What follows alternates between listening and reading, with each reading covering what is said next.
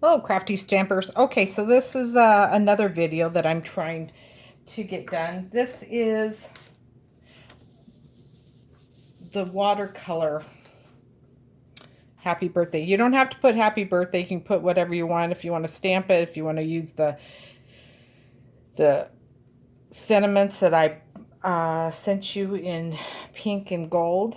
And so I'm trying to get all these videos done while my ibuprofen is in my system, that my arm is not hurting me. So what I use for mine is I did watercolor pencils. So this is the brand I got, but I just got it from Impress one time. I don't know what high quality of pencils you need to have, but they need to be watercolor, the way the pigment works with it. So in your little packet, you're going to get a, we're going to do a slimline card, and these slimline cards are getting really popular. So you do have an envelope for your slimline. You have the back base white piece. Then you have a color piece. And then you have your watercolor paper. This is actual watercolor paper. And it's embossed with, I don't know if you can see, with the flowers and the leaves on here. Let's see if you can see there. So this is a white embossing I did, a heat embossing I did on here. What's nice about the embossing that you can do is when you're doing watercoloring, the embossing is raised a little bit, so it's actually going to stop the water from going all over, and it will keep your pattern a little bit. So let me show you a little bit how I did this. I'm not going to be able to do much because I'm going to try to do it left-handed, maybe right-handed. I don't know what I can do. So I didn't have very many colors with my pencil set. There are pencil sets that have a lot of colors, and it'll help you do better blending and stuff. All I had with mine is I have 2 greens for shading and the 1 blue. So what I did with the blue, since I only have 1 blue, you can do different highlighting. So if you understand a little bit about highlighting, what you want to do is take your watercolor pencil and you want to do a little bit dark lines where the darker part of the flower would be.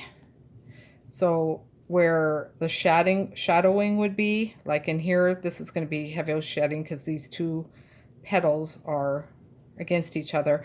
And when you have this, you'll be able to see it a little bit better of where your shadowing can be. And you can actually go back in with it too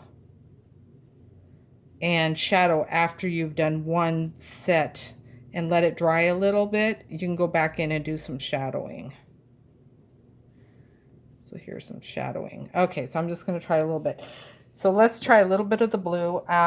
I do have just a little bit of water, and I do have a napkin because you don't want to have really, really wet,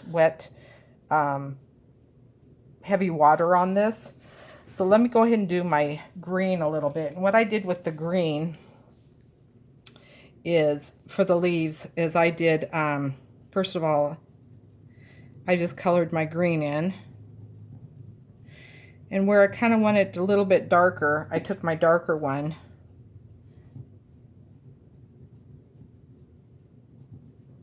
and just put a little bit there.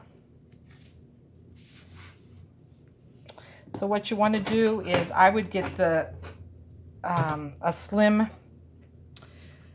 watercolor pencil for this. And let's see if I can, I don't think I can move in a little bit to show you how I'm doing this.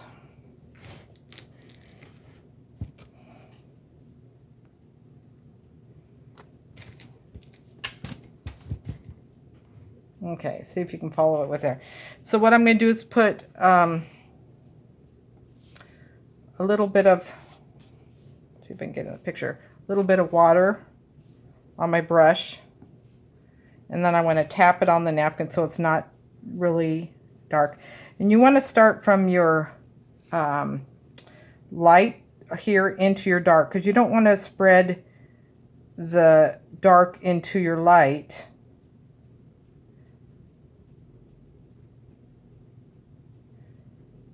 because you want to get your dark done, and then you want to work that darker part out where you want your light a little bit. And this will take a little bit of practicing to do, but that, like I'm telling you, the key with it is don't spread your dark first. Get into your light and spread it out. And see where we have the shadowing a little bit right here. You just blend that in with, and I just have a little bit of water on here, because you can always add, and it's hard to take away if you do a whole big puddle.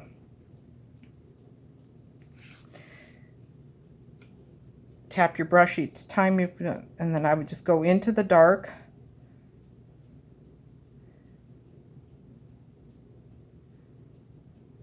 And you don't want to put a lot of heavy pencil or watercolor where the dark is, because you can always take it away, but you can't. I mean, you can always add more, but it's hard to take it away once you've done it really dark.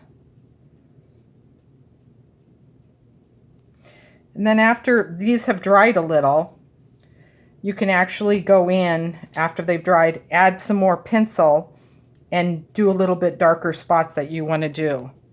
So when you're doing different colors, make sure that you clean your brush really good so you don't mix your colors. So I'm going to try to do the green now. And what I want to do is, I did the dark here, so I want to kind of mix the dark and bring it out.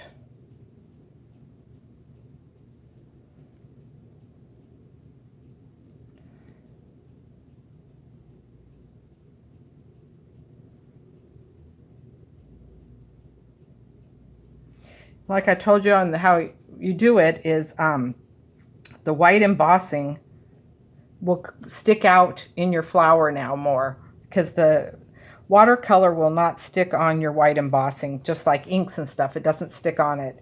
So we'll make it pop out a little bit more.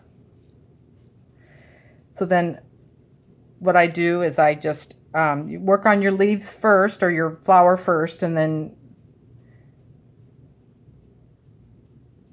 it's just a lot of things to do is with shading on your flowers.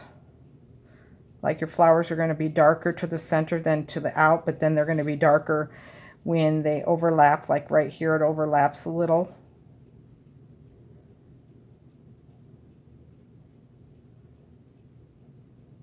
And then when you get into the dark, I would just get a little bit of water, tap it off, clean it off a little bit, and then spread your color out a little bit, because you can always add some darker color out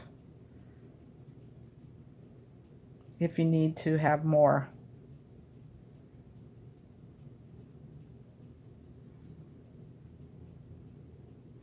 And you can do this too with your Copic markers and stuff like that.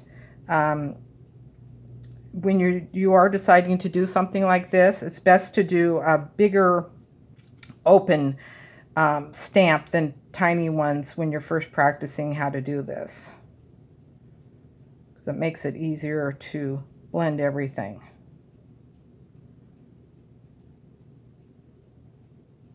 And then what I did with my center, as you can see, is when this all dries, I would do the center, because you want to make sure this is watercolor and you don't want to mix the colors when everything's wet, because then it will just blend into each other. So once your flowers are dry, I would go in with the yellow, and then I did just with my black marker, I just did a bunch of little black dots on the center of that. But you'll see how I did the green and did a little bit of shading down here and did up light on here. When I did the shading on here, this petal overlaps this one, so I did a little bit of shading here. These are darker back here because they're overlapping. So it's a lot of just experience, and if you want to take a look at a flower, I'll give you some ideas how the shading goes on a flower. So if you have any questions, just let me know. It is fun. It takes a little bit of practice, but it is fun.